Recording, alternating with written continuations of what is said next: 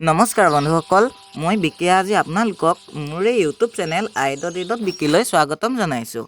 বন্ধুসকল, মই আজি আপোনালোকৰ বাবে কেইটামান আচৰিত ধৰণৰ সাঁথৰ লৈ আহিছোঁ। গতিকে বন্ধুসকল, পলম নকৰি ব'লক আমাৰ এই ভিডিঅ'টোলৈ আগবাঢ়োঁ।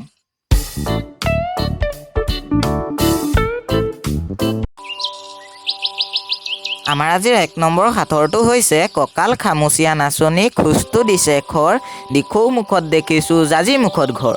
বন্ধুসকল, আপোনালোকে যদি এই সাঁথৰটোৰ উত্তৰ জানে তেতিয়াহ'লে কমেণ্টত জনাই দিব, আৰু যদি সাঁথৰটোৰ উত্তৰ নাজানে তেতিয়াহ'লে মোৰ এই ভিডিঅ'টো সম্পূৰ্ণকৈ চাই থাকিব।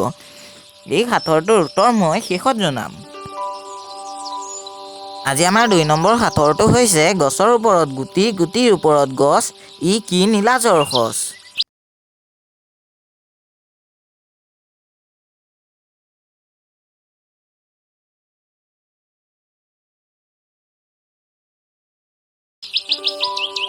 উত্তৰটো হৈছে মাটি কঁঠাল।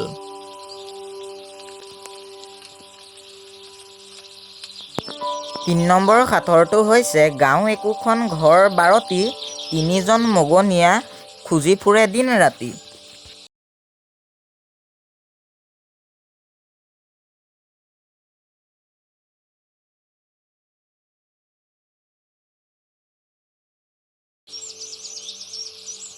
উত্তৰটো হৈছে ঘড়ী।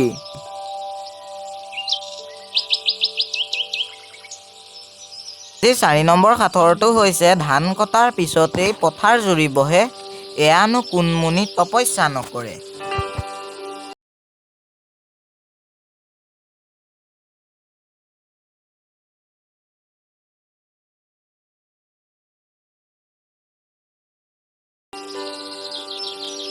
উত্তৰটো হৈছে মানিমুনি।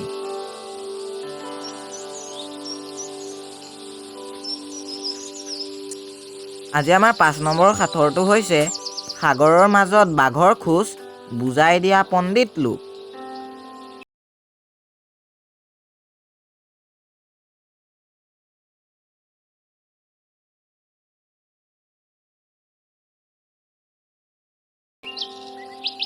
বন্ধুসকল, এই সাঁথৰটোৰ উত্তৰ হৈছে নাও।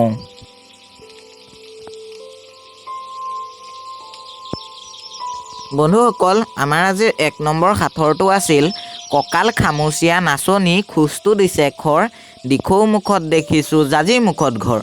বন্ধুসকল, এই সাঁথৰটোৰ উত্তৰ হৈছে পৰুৱা। গতিকে বন্ধুসকল, মোৰ আজি ভিডিঅ'টো ইমানেই আছিল।